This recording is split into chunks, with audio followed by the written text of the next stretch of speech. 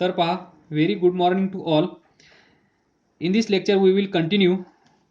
DB bar is perpendicular to DL bar.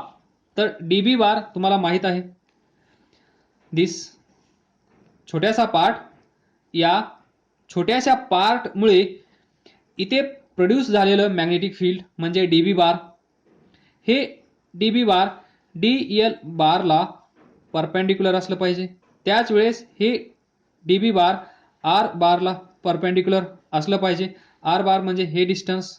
तर पहा, फक्त डायरेक्शन्स कोण कुणाला कसं परपेंडिक्युलर आहे हे आपण या डायग्राममध्ये एक्सप्लेन करूया. बाकीचं काही काढण्याचा प्रयत्न करणार नाही. तर मेन डायग्राम तुमच्या समोर असेल. तर पहा, इथे आहे तो आपला छोटासा मेन पार्ट, हा सेंटर, ही ॲक्सिस. इथे आहे पॉइंट ए, हे डिस्टन्स आहे R, हे डिस्टन्स पण आहे R. Radius of circular loop हा अँगल आहे थीटा. तर DB bar perpendicular to DL bar, DB bar perpendicular to R bar. तर पहा, R बार म्हणजे हा R बार, पोझिशन वेक्टर. तर एवढं तर तुम्हाला माहीत झालं. इथून मॅग्नेटिक फील्ड लाईन्स वर येत आहेत, बरोबर. सर्वांचं ॲडिशन होणार आहे net resultant magnetic field find करत असताना. तर पहा, इथे या पोझिशनला हा काय आहे, DL बार. DB बार याला पण परपेंडिक्युलर असला पाहिजे आणि R बारला पण परपेंडिक्युलर असला पाहिजे. तर पहा, हा DL बार इथे आहे, ही सर्क्युलर लूप, हा करंट I, हा असेल सेंटर, ही असेल ॲक्सिस, बरोबर. म्हणजे हा पॉइंट थोड्या वेळासाठी असं इमॅजिन करा, इथे आहे. इथे आपण राईट साईडला कन्सिडर केला आहे. इथे थोड्या वेळासाठी हा इथे आहे असं कन्सिडर करा. इथे असू द्या, इथे असू द्या, इथे असू द्या, या सर्कम्फरन्सवर हा पॉइंट कुठेही असू शकतो. इथे या डेरिवेशनसाठी हा पॉइंट इथे असल्यानंतर इमॅजिन करणं सोपं जातं. तर पहा, म्हणून हा इथे घेतला आहे. इथे पहा, ही ॲक्सिस म्हणजे हा पेन आणि हा सर्क्युलर लूप. तर हा एलिमेंट इथे आहे असं कन्सिडर करा. मग ही R बार इथून पेनवर एक कुठेही पॉइंट कन्सिडर करा. इमॅजिन करा, हा A पॉइंट इथे आहे किंवा इथे आहे टॉपला. तर हा पॉइंट हा इथे जॉईन करण्याचा प्रयत्न करा. इमॅजिन करा, इथून आपण जॉईन करणार नाहीयेत. इमॅजिन करा, इथून एक अशी लाईन ड्रॉ करा जी इथे जात आहे, बरोबर. ती लाईन कशी असेल, तर पहा, ही ती लाईन असेल, बरोबर. तर पहा, आलं लक्षात, दिस ॲक्सिस, आणि ही लाईन असेल ती या पॉईंटपासून कुठलाही एक पॉईंट इमॅजिन करा या पेनवर, म्हणजेच ॲक्सिसवर. जो पॉईंट आपण ए कन्सिडर केला आहे तो ए पॉईंट. त्यानंतर जो एलिमेंट आहे आपला, हा म्हणजे मी दाखवण्याचा प्रयत्न करत आहे R बार. तर दिस इज R बार. तर पहा, नाव सी दिस R बार.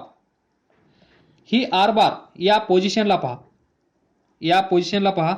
इथे हा जो एलिमेंट आहे आपण कन्सिडर केलेला, याला दिस पेन्सिल म्हणजेच आपल्यासाठी दिस R बार, ती ॲक्च्युअली कशी असेल, थोडीशी अशी इन्क्लाइन असेल टुवर्ड्स सेंटर, पण त्याने काही फरक पडणार नाही. तर इथे पहा, हा जो प्लेन आहे, ज्या प्लेनमध्ये हा DL हा छोटासा पार्ट आहे आपला, हे खूप महत्त्वाचं आहे. इमॅजिन करण्याचा प्रयत्न करा, हळूहळू सांगत आहे. हा छोटासा पार्ट आपला इथे आहे, बरोबर. तिथून ही R बार म्हणजेच पेन्सिल. तर ही पेन्सिल या प्लेनला कशी आहे, इथे अगोदर अशी करतो पहा, या पोझिशनला सांगा कशी आहे, परपेंडिक्युलर. म्हणजे हा DL बार या प्लेनमध्ये आहे इथे, बरोबर. हा DL, ही आर बार या प्लेनला कशी आहे, परपेंडिक्युलर, बरोबर. परपेंडिक्युलर DL बार आर बार हे दोन एकमेकांना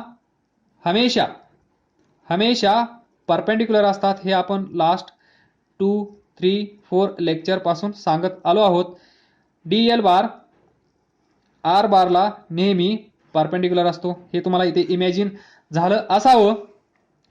इमॅजिन करण्याचा प्रयत्न करा, झाला असेल तर आपण पुढे जाऊया. तर पहा, त्यानंतर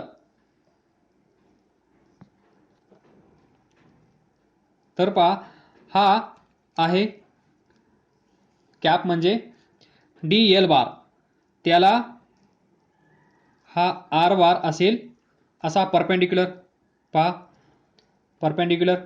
त्यानंतर DL हा आर बारला परपेंडिक्युलर आहे, म्हणजे आर बार DL ला परपेंडिक्युलर आहे. त्यानंतर या दोघांना DB बार परपेंडिक्युलर असला पाहिजे. तर तो कसा असेल, तर पहा, हा DL बार, त्या DL बारला हा आर बार परपेंडिक्युलर. त्यानंतर यांना परपेंडिक्युलर कोणती पोझिशन असेल, ही पहा, हा थर्ड पेन, बरोबर. हा ब्लॅक पेन म्हणजे DL बार, पेन्सिल म्हणजे आर बार, हे दोघं एकमेकांना परपेंडिक्युलर असतात. हे आपण मागच्या 3-4 लेक्चर पासून डिस्कस करत आलो आहोत. त्यानंतर या दोघांना DB बार कसे असेल, परपेंडिक्युलर, म्हणजेच पहा असे असेल.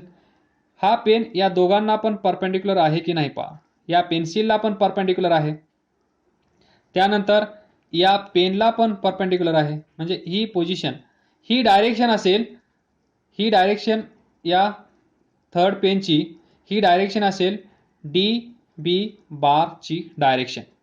म्हणजेच इथे पहा, इथे आहे हा DL बार, इथे आहे हा आर बार. तर या आर बारला हा थर्ड पेन परपेंडिक्युलर असा दाखवता येईल, बरोबर. आलं का लक्षात. याला हा परपेंडिक्युलर, याला हा परपेंडिक्युलर, म्हणजे बाय डिफॉल्ट हा याला परपेंडिक्युलर असेल. म्हणजेच इथे जे डायरेक्शन असेल मॅग्नेटिक फील्डची ती कशी असेल, आली का लक्षात, या डायरेक्शन मध्ये. पहा once again, this is DL bar, त्याची डायरेक्शन पण कशी आहे इथे, या डायरेक्शन मध्ये. त्यानंतर हा असेल आपला आर बार, आणि DL बार हा आर बारला हमेशा परपेंडिक्युलर असतो. त्यानंतर DB बार आर बारला परपेंडिक्युलर आहे. तर मग तुम्ही परपेंडिक्युलर इथे असं ठेवा, पहा दिस डायरेक्शन. इथे पहा अँगल किती आहे, 90, म्हणजेच परपेंडिक्युलर. तर आपल्याला भेटली direction of DB bar due to this. इथे या ॲक्सिसवर ज्या पॉइंटला मॅग्नेटिक फील्ड आपल्याला फाइंड करायचं आहे, त्या पॉइंटला या DB बारची डायरेक्शन अशी असेल. तर नाव सी, हा जो रेडियस आहे, ही जी आर बार आहे, या दोघांमधला अँगल थीटा आहे. नाव सी हियर, हे लॉजिक तुम्हाला माहित असेल. ही एक लाईन आहे, ही एक लाईन आहे, या दोघांमधला अँगल थीटा आहे. तर या लाईनला इथे एक परपेंडिक्युलर ड्रॉ करतो. त्यानंतर या लाईनला या पॉइंटमधून असा परपेंडिक्युलर ड्रॉ करतो. तर पहा, हा याला परपेंडिक्युलर आहे, हा याला परपेंडिक्युलर आहे. तर या दोन लाईन मधला अँगल थीटा आहे. तर या दोन लाईन मधला अँगल पण थीटाच असतो. हेच लॉजिक इथे यूज करायचं आहे. तर पहा, या रेडियसला ही झेड ॲक्सिस कशी आहे, परपेंडिक्युलर. त्यानंतर आर बारला DB बार कसा आहे, आर बारला डी बी बार कसा आहे परपेंडिक्युलर, म्हणजे हा इथे परपेंडिक्युलर झाला, इथे हा परपेंडिक्युलर झाला. जर या दोन लाईन मधला अँगल थीटा असेल तर याच्यामधला आणि याच्यामधला अँगल किती असेल थीटा, बरोबर. आर बारला ही ॲक्सिस परपेंडिक्युलर आहे, या सॉरी ही जी आर आहे रेडियस ऑफ सर्क्युलर लूप, या आर ला ही परपेंडिक्युलर, त्यानंतर या आर बारला ही परपेंडिक्युलर, या दोन लाईन मधला अँगल थीटा, तर परपेंडिक्युलर ड्रॉ केल्यानंतर या दोन लाईन मधला अँगल पण थीटाच असतो. नाउ सी हियर, इथे हा पॉइंट जर हे समजलं असेल तर magnetic field due to circular loop on its axis त्यांच्यासाठी संपलं असं तुम्ही कन्सिडर करू शकता. तर पहा आता डी बी बार असा आहे, मग हा डी बी बार या ॲक्सिसला कसा आहे इन्क्लाइन आहे ॲट अँगल थीटा. तर नाउ सी फ्रेश डायग्राम, तुम्ही त्याच डायग्राममध्ये ड्रॉ करू शकता. या ॲक्सिसवर आपल्याला पाहिजे इथे मॅग्नेटिक फील्ड, हा एलिमेंट आहे इथे, हे डिस्टन्स आहे आर बार, हा radius of this circular loop. तर इथे पहा, इथे पण तुम्हाला इमॅजिन झाला आहे direction of magnetic field lines कशी आहे, सर्व इकडे आहे, म्हणजेच अलॉंग ॲक्सिस. ही काय आहे axis of this circular loop, या ॲक्सिसच्या डायरेक्शनमध्येच ही डायरेक्शन आहे मॅग्नेटिक फील्ड लाईन्सची. तर त्याचाच आधार घेऊन आपण इथे थोडंसं इमॅजिन करण्याचा प्रयत्न करूया. हा असेल डी बी बार, हा अँगल थीटा असेल, तर हा कॉम्पोनंट कोणता असेल with angle d B bar cos theta. त्यानंतर हा कॉम्पोनंट कोणता असेल d B bar sine theta. Simple logic आहे. हा इन्क्लाइन आहे, ॲक्सिस सोबत याने अँगल थीटा केला आहे, तर हा कॉम्पोनंट कोणता असतो d B bar cos theta, त्याला परपेंडिक्युलर असणारा d B bar sine theta. तर इथे थोडंसं लॉजिक लावण्याचा प्रयत्न करा. हा एलिमेंट इथे आहे डायमेट्रिकली अपोजिट, इथे पण असाच एक एलिमेंट असेल, हे डिस्टन्स पण आर बारच असेल. जेवढं आपण डिस्कशन याच्यासाठी केलं आहे तेवढं डिस्कशन याच्यासाठी पण अप्लिकेबल असेल. मग याची डायरेक्शन कशी असेल, इकडे असेल डी बी बार, मग याचा पण एक कॉम्पोनंट इकडे येईल d B bar sine theta, याचा पण एक कॉम्पोनंट इकडे येईल d B bar cos theta. तर इथे पहा, हा d B bar sine theta याच्यामुळे, हा d B bar sine theta याच्यामुळे, तर हे दोन एकमेकांना कसे आहेत अपोजिट, म्हणजेच हे दोन कॉम्पोनंट एकमेकांना कॅन्सल करतील. त्यानंतर इथे पहा, या एलिमेंटमुळे इथला अलॉंग ॲक्सिस जो कॉम्पोनंट आहे d B bar cos theta, या छोट्याशा पार्टमुळे इथे होणारा मॅग्नेटिक फील्ड, त्याचा component d B bar cos theta, त्याची डायरेक्शन पहा, याच्यामुळे इथे असणारा along axis component d B bar cos theta, याच्यामुळे इथे असणारा d B bar cos theta, याची आणि याची डायरेक्शन कशी आहे सेम, म्हणजे हा आणि हा काय होईल ॲड, जे तुम्हाला मी इथे समजावून सांगितलं आहे. सर्वांची डायरेक्शन सेम आहे. तर पहा, ही लाईन, हा कॉम्पोनंट सेम डिस्टन्सवर या साईडला एक असेल व्हर्टिकल हॉरिझॉन्टल, ही याला कॅन्सल करेल, पण ही याला सपोर्ट करेल, म्हणजे याचं ॲडिशन होईल. त्याचप्रमाणे सर्वांच बरोबर, जे व्हर्टिकली अपवर्ड जात आहेत त्यांची ॲडिशन होईल. या लाईनवरचा हा हॉरिझॉन्टल कॉम्पोनंट डायमेट्रिकली अपोजिट या साईडला असणारा हा कॉम्पोनंट, हे दोन कॉम्पोनंट एकमेकांना कॅन्सल करतील, पण व्हर्टिकल अपवर्ड जात असणारे एकमेकांना सपोर्ट करतील, म्हणजेच हे कॉम्पोनंट ॲड होतील. मग याच्यामुळे तीच कहाणी, या पार्टमुळे तीच कहाणी, या पार्टमुळे तीच कहाणी, या पार्टमुळे तीच कहाणी, या पार्टमुळे तीच कहाणी आणि सर्व पार्टमुळे तीच रिपीटेड कहाणी. मग सर्वांमुळेच एक dB बार कॉस थिटा असेल, एक dB बार साइन थिटा असेल आणि अपोजिट पेयर्स, कितीही पेयर्स आपण बनवू शकतो. याची अपोजिट, डायमेट्रिकली अपोजिट ही पोझिशन, याचा इकडचा एक कॉम्पोनंट, याचा इकडचा एक कॉम्पोनंट एकमेकांना कॅन्सल करतील, पण याचा व्हर्टिकल कॉम्पोनंट, याचा व्हर्टिकल कॉम्पोनंट, याचा व्हर्टिकल कॉम्पोनंट, याचा व्हर्टिकल, याचा व्हर्टिकल, याचा व्हर्टिकल, याचा व्हर्टिकल, याचा व्हर्टिकल, सर्वांचे व्हर्टिकल कॉम्पोनंट्स काय होतील? ॲड होतील, पण सर्वांचे हॉरिझॉन्टल कॉम्पोनंट काय होतील? डायमेट्रिकली अपोजिट छोटासा एलिमेंट कॅन्सल करेल, एकमेकांचा एन्काउंटर करतील, हा याचा ओनली हॉरिझॉन्टल कॉम्पोनंट्स. मग आपण काय करणार? सर्वांची सम करणार जे या ॲक्सिसच्या अलॉंग आहेत त्यांची, बरोबर.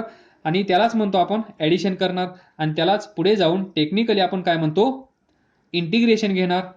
तर dB बारची व्हॅल्यू आपल्याला भेटली आहे बाय बायट-सॅवर्ट लॉ. त्याचा आपल्याला कॉस थिटा कॉम्पोनंट कन्सिडर करायचा आहे, कारण काही इकडे जात आहे, काही इकडे येत आहे, इकडे जाणारं कॅन्सल होत आहे, इकडे जाणारं ॲड होत आहे. नाउ सी,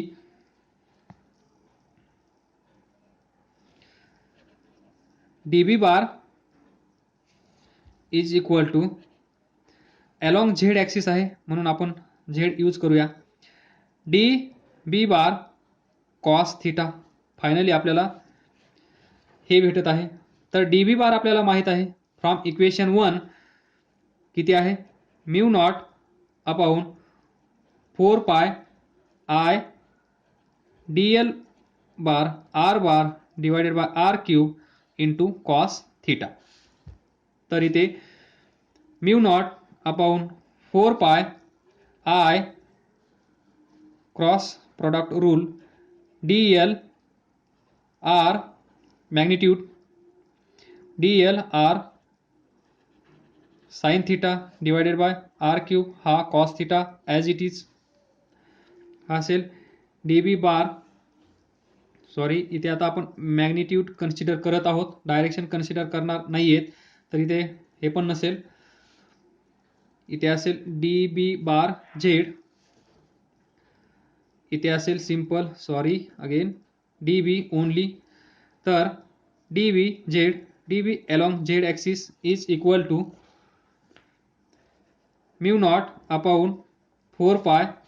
तर पहा थिटा इज अँगल बिटवीन, हा थिटा वेगळा आहे, हा थिटा वेगळा आहे, हा थिटा तुम्हाला माहित आहे radius r and position vector r bar, या दोघांमधला अँगल थिटा आहे. इथे हा थिटा dl बार, या दोघांमधला अँगल असतो तो dl बार आणि r बार, आणि dl बार ऑलवेज परपेंडिक्युलर असते r बारला. मग हा थिटा किती असेल? 90. So sine 91. तर I dl r sine 91 divided by r cube, हा कॉस थिटा विसरू नका. म्यू नॉट अपॉन 4 पाय, एक r cancel, I dl upon r square cos theta dB Z. तर पहा इथे कॉस थिटा आणि r ची व्हॅल्यू या फिगरमध्ये, ही r, this distance between this छोटासा element and this targeted point A. तर हा एक राईट अँगल ट्रायंगल आहे. या राईट अँगल ट्रायंगलमध्ये दिस डिस्टन्स किती असेल? R square plus Z square बरोबर. त्यानंतर हा कॉस थीटा इथे पहा, कॉस थीटाची व्हॅल्यू पण आपल्याला माहीत असणं गरजेचं आहे. आणि हा थीटा म्हणजे angle between this radius and this position vector R bar. तर इथून तुम्ही कॉस थीटा फाइंड करू शकता. किती येईल कॉस थीटा सांगा. This adjacent r divided bye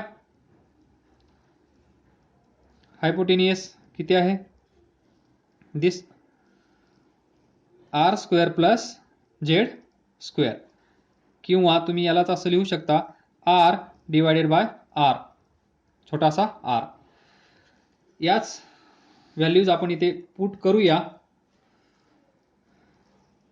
D B Z is equal to mu not upon 4 pi I d l r square. आरची value आपण फाइंड केली आहे. आर स्क्वेअर म्हणजेच स्क्वेअर रूट गायब होईल, म्हणजेच r square plus Z square असं असेल. त्यानंतर कॉस थीटाची व्हॅल्यू किती आहे, R divided by square root of R square plus Z square. इथे पहा आता, हा R square plus Z square, R square plus Z square, याची पॉवर 1 आहे. याची पॉवर किती आहे, R square plus Z square 1/2. तर हे आणि हे ॲड केल्यानंतर किती येईल, R square plus Z square 3/2. मग d B Z is equal to mu not upon 4 pi I d l divided by R square Z square power 3/2. आणि हा आर इथे. याचं आपल्याला इंटिग्रेशन फाइंड करायचं आहे. इंटिग्रेशन फाइंड केलं, इंटिग्रेशन काढल्यानंतर आपल्याला भेटेल total magnetic field at point A. तर पहा, इंटिग्रेशन घेण्याच्या अगोदर विचार करा, हा कॉन्स्टंट आहे, हा कॉन्स्टंट आहे, current through circular loop constant आहे. त्यानंतर R radius of circular loop change होणार नाही. हे डिस्टन्स व्हेरिएबल आहे, हे डिस्टन्स चेंज होऊ शकतं. तर पहा, मग by taking integration on both sides, तर या साईडला काय येईल, डायरेक्ट लिहा, final total magnetic field along Z axis B z. त्यानंतर इकडे म्यू नॉट कॉन्स्टंट बाहेर, 4 पाय बाहेर, करंट आय बाहेर, आर बाहेर, इंटिग्रेशन कुणाचं असेल मग, d l divided by R square plus Z square power 3/2.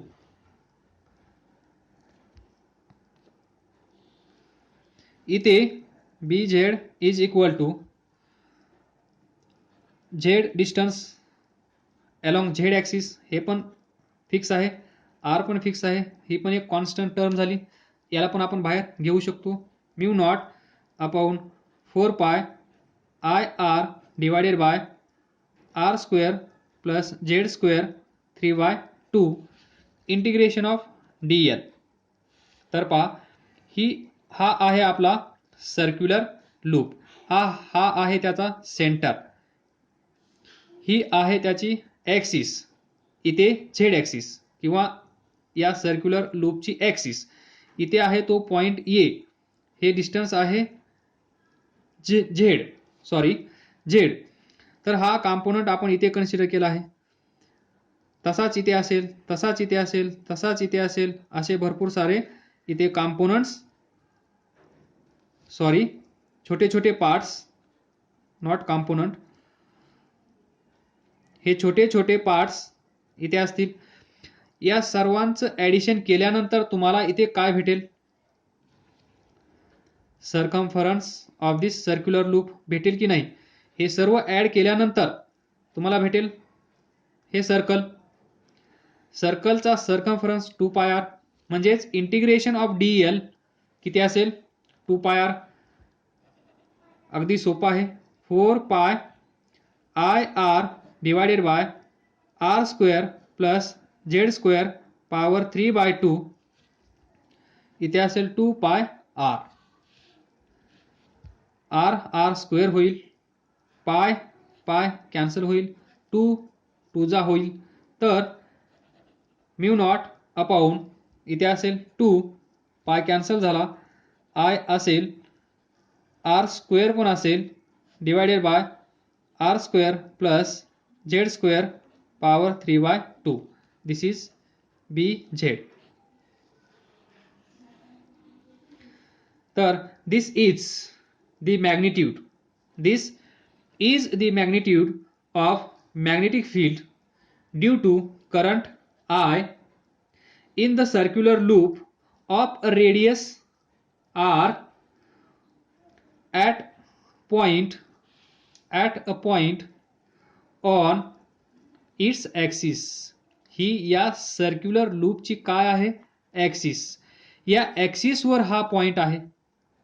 म्हणजेच आपण म्हणू शकतो this is the magnitude of magnetic field due to current I in the circular loop of a radius r at a point A on the z axis. म्हणजेच on its axis असं आपण म्हणू शकतो.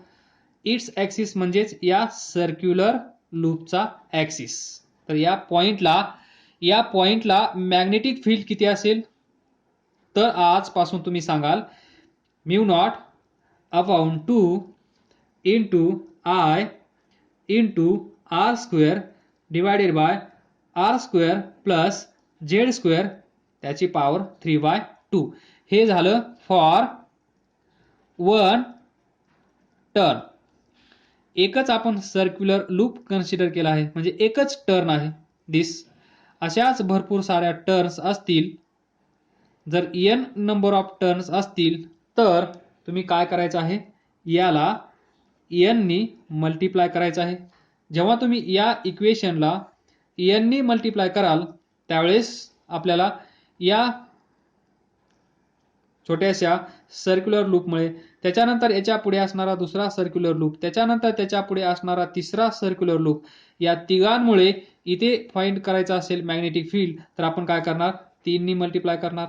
4 turns असतील तर 4 नी multiply करा. 5 turn असतील तर 5 नी मल्टिप्लाय करा. 100 टर्न असतील तर 100 नी मल्टिप्लाय करा. 1000 टर्न असतील तर 1000 नी मल्टिप्लाय करा. म्हणजेच इन शॉर्ट आपल्याकडे n टर्न असतील तर आपण या मॅग्नेटिक फील्डला n नी मल्टिप्लाय करणार. म्हणजे आपल्याला भेटेल कॉईल.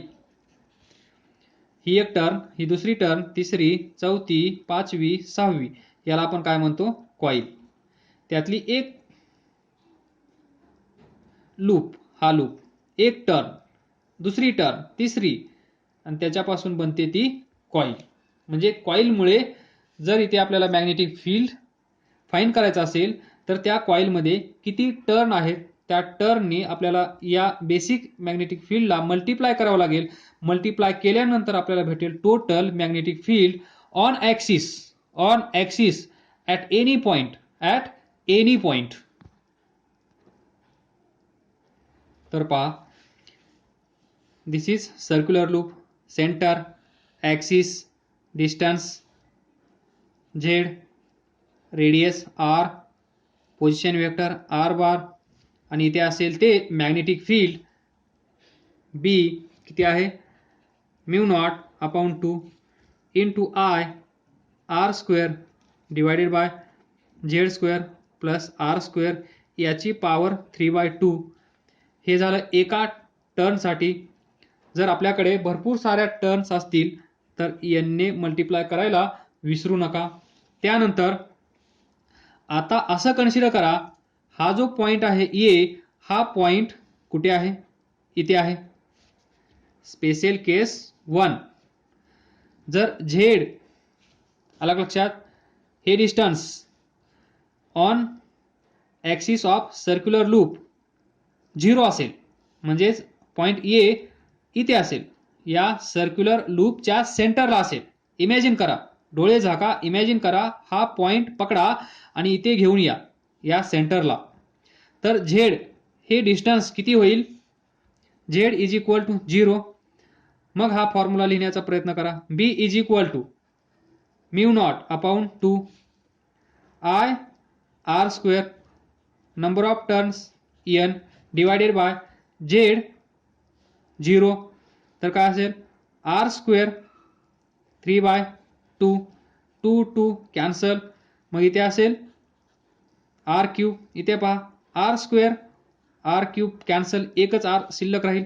तर B is equal to mu not upon 2 into I divided by एकच आर शिल्लक राहिला into this number of turns. तर पहा हा फॉर्म्युला तुम्ही कुठेतरी पाहिला आहे.